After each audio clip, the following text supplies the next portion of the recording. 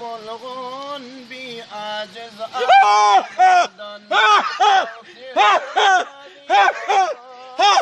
aciz asilardan yarcan diyeyli Resulallah'ın aşığı yarcan diyeyli Resulallah'ın aşığı aşkında feda bolun. Bismillahirrahmanirrahim. Elhamdülillahi Rabbil alemin. Vessalatu vesselamu ala Rasulina Muhammedin ve ala alihi ve ashabihi ecma'in. Hormatly musulman dogonlar, bu dersimizde bidgatçı sopularyň jezbe diýip edýän işleri bar. Şol mesele barada gysgaça durup geçers. Bidgatçı sopularyň jezbe diýenleri näme? Bular zikr edýäs, goşgo koýas diýip oturýarlar. Soňra belli bir wagtdan soňra içlerinden käbirleri bularyň diýmeklerine göre imanları joşup birden ulu ses bilen gıygyryp başlaýarlar. Ýa-da başga hili sesler çykarýarlar. Bökýärler, titreýärler, özünden gidip yerde togalanýarlar. Käbirler çaşyp agzyndan köpük gelýänler hem bar. Mysal üçin bu bidgatçy sopular bir video ýaýratdylar. Şol videoda Yarcan Pir diýilen kişi barada goşgo kolýar. We şol ýerde bir kişi kamera özüni öwrülenden ol kişi gıygyryp titrep başlaýar. Razi bulgun bir aciz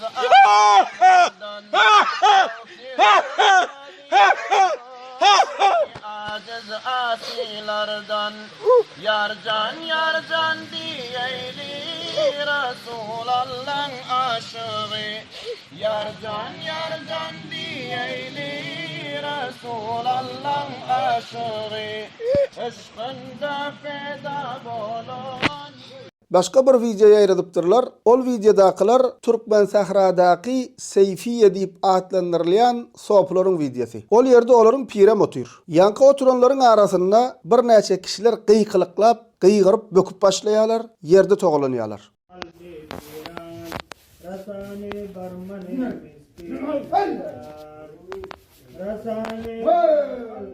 Talibania ilahi juz az fazle nabud panahi ilahi nur zikri az ruh firan rasane barmane miskin hayran rasane baruh talibania ilahi juz az fazle nabud panahi ilahi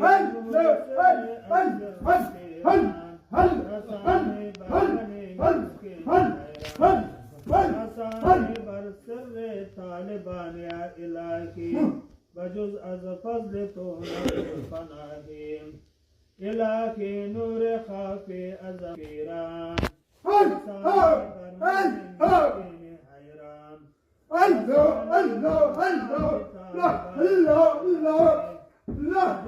fazle to panahi ilahi nur yakfi Allah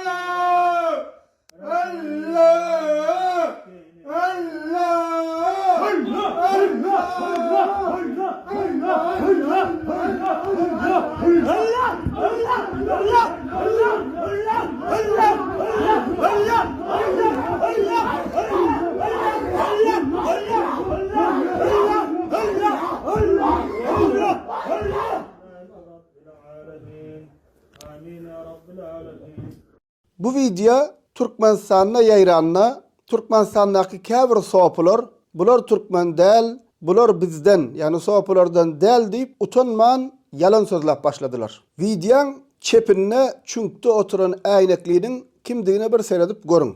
Seyfiyeleriň pir diýip ýören kişileri, Türkmen sahra türkmenlerinden adyny Ak Muhammed diýerler. Seyfiyeler bolsa Tengli Tanadan tut, Gurbanpurdan tut, hemmesi seyfiyeler bilen gatnaşyp ýörler. Hatta seyfiyelerden bir näçe sanagy Tengli Tanaň medresesinde ahunluk patasyny aldy. Bunu näme üçin aýdýan? Bizdäki käbir sopular, sada adamlar allap, ol videodaky kişiler türkmen däl, sopu tarikatçylardan däl, bizler hiç il baglanşygy ýok diýip yalan sözleýärler. Edýän şu hareketler batyllar, islama tersdir, sagdyn akla da tersdir. Bir insanyň din ilmi bolmasa da, eger akly ýerinde bolsa, dogry pikirlenip bilýän bolsa, şu zatlary görse, aňyrsy kabul etmeýär. Birinci bilen, İslamda ibadet ve zikirler sekinet bilen, agraslık bilen, edep bilen bercay edilýär. Bu betbagtlar şey dip gıýgyryp, böküp, zinkirläp yerde togalansalar, imanı joşýarmyka diýip pikir edýärler we begenýärler. Gıýgyryp, itulanýaly ulap, yerde togalanyp iman joşmaýa. Bunun adi akmaklyk, jahillik we deccallykdyr. Şeytan şu zatlaryň üstü bilen bulary it oýnanýaly oýnaýa. İmanı güýçli adam namazlaryny wagtly-wagtyny okaýa. İmanı güýçli adam nefil ibadetler edýär. İmanı güýçli adam hayır sogap işler edýär. İmanı güýçli adam göz ýaş döküp Allah Taala ibadet edýär. Ana şol dogry imanyň, güýçli imanyň alamatydyr. Emma beýdip kameranyň öňüne geçip yerde togalanyp ýöremek şeytany oýunjak bolmakdyr, zındyklyktır. Ikinji bilen akıl, mantyk tarapdan seredip görsek, şu zatlary sagdyn akıl kabul etmeýär. Ullakan adamlar käbirleriniň saçy sakaly agaran, ulap, gıýgyryp, goklap, yerde togalanyp, şunun erkeklik bilen, edep bilen, ahlak bilen hiç hili bağlanşygy ýok. Şu hereketleri edýän kişiler sonra gidip aýalynyň ýüzüne, çağalarynyň ýüzüne nähil seredýärlerkä? Erkek adama, akıllı adama gelşýän hereketmiş şular. Üçüncü bilen musulman doganlar, şularyň käbirleri yalandan titren bolup gıýgyrýarlar, munafyklyk edýärler. Üns berseňiz, garaşyp oturan ýalak kamera özüni öwürlenden gıýgyryp başlaýanlar. Şol ýarjan diýlenine bökýän ýaşuly wa, şonu häzir äkidip derwezedäki otly çukuryň garasyna çukura aýagyny sallap otursak, soňam ýanyna yarjan diýip gıýgyryp goşga kosak, ýerinden hem gıýmyllamaýa. Gıýmyllasa çünki aşak gaçjagyny bilýär. Ýa-da şol ýaşulyny äkidip 9 gatly binaň ýokarsyna aýagyny sallap otursak, ýanyna piriniň adyny tutup goşga okasaň, şol ýerde şul edişi ýalakka böküp zinkirlermi? Ýerinden hem gıýmyllamaýa. Diýmek näme doganlar, bularyň käbirleri yalandan gıýgyrýarlar. Türkde öň bidgatçy pirlerden bolup towa gelen bir ýaşuly bar. Şol diýe şu hili cemaatlarda ýürüýte gıýgyrýançy kişiler bar diýe. Näme üçin bar bu kişiler ol cemaatlarda? Ýanlaryna baran sada adamlara täsir etmek üçin. Ay bu pir gaty güýçleken, ýanyna baranlaryň imany joşýa diýdirmek üçin ýürüýte yalandan gıýgyrýançylar bar diýe. Bunu diýen kim? Öň özü şol bidgatçy pirlerden bolup näçe mün kişi pirlik edip soň hakka düşünüp tawba eden kişiň diýen sözi. Ne musulman doganlar arassa munafyklyk we kezzaplikdir. Bularyň böküp titremekleriniň ýene bir sebebi musulman doganlar, bularyň käbirlerini jinler titredýär. Ýani jinlan kişiler. Käbir videolar bardyr, akly ýerine adamyň etjek hereketleri däl. Jini şonu böktürýär şol ýerde, şo hereketi etdirýär.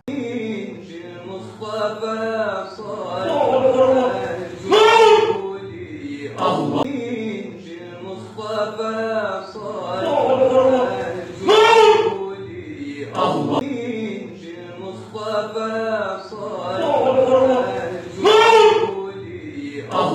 Dördüncü bilen gelsek sahabalara. Sahabalar misal alın. Din imanna sahabalardan öňde hiç kim ýok. Emma sahabalar zikir edýäs diýip, Peygamberimiz ýatlaýas diýip, şularyň edýän hereketlerini etmendirler. Allah Taala zikir edilenne sahabalar aňry uji edýän işleri göz ýaş döküp ağlapdyrlar. 5-nji bilen İslam dini insaniyete edep, ahlak, agraslyk öwretmek üçin geldi. İslam yerde togalanýanlara ayağa galdyrmak üçin geldi. İslam dini aklını yitirip, gıýgyryp goklap ýörenleri, aklını yitirenleri aklını aýlamak üçin geldi. Emma bu betbagtlar şeytan it oýnanýar edip oýnap, İslam bilen, İslam akidesi bilen, edep ahlak bilen, erkeklik bilen, Türkmeniň däpde suru we türkmençilik bilen hiç il bağlanşygy bolmaýan zatlar etdirip dur şeytan şulara. Tarih boyu görülmedik, şuňa meňzeş betbagtlaryň bolşýalak ýerde togalanyp ýören türkmen erkekleri görülmedik. Emma bu betbagtlar däl hanadan gaçan ýalak bolup, pire gol berdim diýip, zikir edýäs diýip, goşga okaýas diýip ýerde togalanyp ýörler, goklaşyp, gıýgyrşyp. 6-njy bilen bularyň ýene bir ziýanlary İslamdan bihabar kişiler, hususanam ýaşlar, şu zatlar görüp İslam, musulmançylyk şumu diýip İslamdan sowaýarlar. Din diýanatdan sowaýarlar. Belkem käbirler şular sebäpli dini ýigrenip ateist bolýar. Emma hakykatda bularyň edýän işleriniň İslam bilen uzakdan ýakynyň hiç il baglanşygy ýok. Şul betbagtlaryň Huseyni ýatlaýas diýip özüni kamçylap, zynjyrlap ýören şigalardan hiç bir tapawudy ýok. Olaňam ustazy şeytan, bulaňam ustazy şeytan. Iblis, şeytan şigalara ähli beyt bahanasy bilen Huseyni ýatlaýas bahanasy bilen özlerini ýenişdirýär, özlerini zynjyrlatdyrýar. Bu betbaht bidgatçı soplara bolsa şeytan pire gol verdik sopçuluk tarikatçılık adı bilen yerde toğlanırtır ya. İt oynayalım dip oynaya iblis bulur şeydip. Bu zatları halkımıza yetirmekten maksat näme? Käbir doganlarımız meselen bolyan zatlan aslına düşünmeyen ahun mollany yamanlayamy kadiya. Yok. Hakika ahun molla başımızın taji. Kur'an ve sünnete göre Allah deydi, peygamber deydi, sahabalar etti deyip din öğrediyen ahun molla, yani hakika ahun molla başımızın taji. Emma biz Türkmen halkını kellesine sille orap, halkı çürkap yoran, pir sumoklardan, yalancı mollalardan, halkın akidesini bozayanlardan, halkın namusu bilen oynap, heleylen onuna mata oklap gol verdiyen, heleylerle surata düşüp yoran, yasama pir sumoklardan, veli sumoklardan, yasama mollalardan ägä diyas. Özüňizi allatmaň, akylyňyzy hiç kime satmaň, şey dip yerde togalanyp yoran bolmaň dip şu zatlary ýetirilýär. Bular bir näçe sada we ananjaň doganlarymyza sen pire gol vermeli, pire gol vermediň pir şeytandyr dip, soňra eýrana ziýarata gidýäs dip şu hili sektalaryň düzegine düşürýärler. Şulardan ägä boluň, hiç kime aklyňyzy allyrmaň, İslam dini yeňil din, farzlaryny, sünnetlerini berja et, halal ýaşa, haramdan kaç, başarsaň töwerňe peýdaly bol. Emma ondan başka sopuçuluk, tarikatçılık adı bilen dine soňradan koşulan zatlar bar.